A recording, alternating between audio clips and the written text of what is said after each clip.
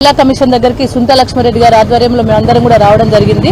ముఖ్యంగా మహిళా అధికారులను మంత్రులు అవమానపరిచే విధంగా, ఇబ్బంది పెట్టే విధంగా ఇండ్లకు పిలుచుకుంటున్నారు, సమీక్షలు నిర్వహిస్తున్నారనే మరి ఒక పత్రికా ప్రకటన ద్వారా, అది పత్రికా ప్రకటన నిజమా, మరి ఇది నిజమా? ఇది నిజమైతే మంత్రుల మీద యాక్షన్ తీసుకోవాలని చెప్పేసి డిమాండ్ తో మహిళా కమిషన్ కలవడం జరిగింది. ముఖ్యంగా బంగారం లాంటి సెక్రటేరియట్ కట్టించిండు కేసీఆర్ సార్.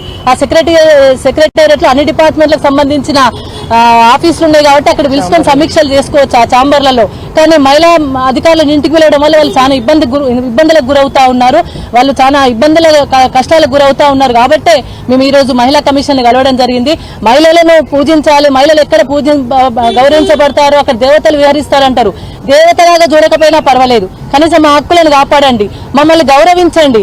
ఎందుకంటే ఆడబిడ్డలను అగౌరవపరచడం అనేది కాంగ్రెస్ పార్టీ నిరంతరంగా చేస్తా ఉన్నది. ఓ రకంగా మొన్న సునీతమ్మ క్యాండిడేట్ ఇక్కడ ఈ జూబ్లీ హిల్స్ లో మరి ఇప్పుడు మాగంటి గోపీనాథ్ గారు చనిపోయిన తర్వాత వాళ్ళ భార్యకు టికెట్ ఇస్తే తను బాధపడుతూ ఆడపిల్లలు వాళ్ళ అబ్బాయిని పట్టుకొని ఇల్లు గడప గడప దొక్కుతూ గోపన్నను గుర్తు చేస్తే హృదయం కదిలి ఆమె ఏడుస్తుంటే మరి మంత్రులు చిన్న చూపు చూసే విధంగా, కంటి ఏడుపును కూడా, ఆ దుఃఖాన్ని కూడా కించపరిచే విధంగా దాన్ని డ్రామా అనడమో లేకపోతే ఇంకో రకంగా భావించడమో, ఆడబిడ్డల కన్నీటిని కూడా హేళన చేసే నైజం ఈ కాంగ్రెస్ మంత్రులకు ఉన్నది.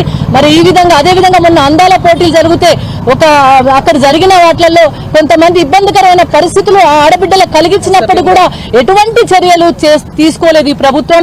మా ఆడబిడ్డలు ఫ్రీ బస్ అని చెప్పి బస్ ఎక్కి వెళ్తా ఉంటే అక్కడ తక్కువ బస్సులు చేసి కనీసం బస్సు కోసం చెయ్యెత్తి నిలబడితే కూడా ఆడబిడ్డలు ఉంటే బస్ ఆపని పరిస్థితి ఒకవైపు, ఆ బస్సులో ఇబ్బందికరమైన పరిస్థితులు, బస్సులు సరిపోక ఎవరైనా అక్క చెల్లెలు కొట్లాడ పెట్టుకుంటే దాన్ని కూడా అవమానపరంగా ఇబ్బందికరంగా చిత్రీకరించే విధంగా ఈ ప్రభుత్వం చేస్తా ఉన్నది.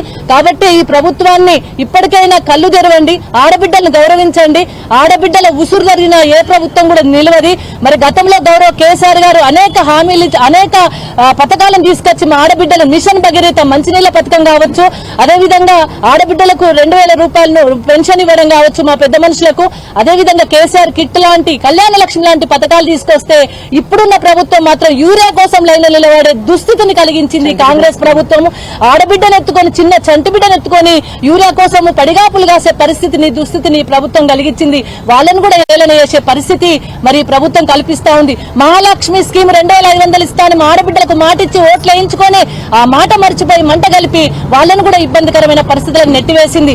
అంతేకాకుండా స్కూటీలు ఇస్తామని అనేక రకాల మాయమాటలు చెప్పి మొత్తం ఓట్లు వేయించుకున్న తర్వాత హామీలన్నీ మర్చిపోయి, 6 గ్యారెంటీలను మర్చిపోయి ఆడబిడ్డలను ఇబ్బంది పెట్టే విధంగా, ఆడబిడ్డలు అవమానపరిచే విధంగానే ఈ ప్రభుత్వం చేస్తుంది. కాబట్టి దాన్ని ఈ మహిళా కమిషన్ కు అధికారులను ఇంటికి పిలిపించుకోవడం కావచ్చు, ఆడబిడ్డలను అవమానపరచడం కావచ్చు సరైన చర్య కాదు. కాబట్టి అది ఆక్షేపణీయం. కాబట్టి మహిళా కమిషన్ వెంటనే చర్యలు చేపట్టాలి అని చెప్పేసి మహిళా కమిషన్ దగ్గర సుమోటోగా, ఒకవేళ అదే నిజమైతే సుమోటోగా చర్యలు చేపట్టాలని చెప్పేసి కూడా మహిళా కమిషన్ కలిసి విన్నవించుకోవడం జరిగింది.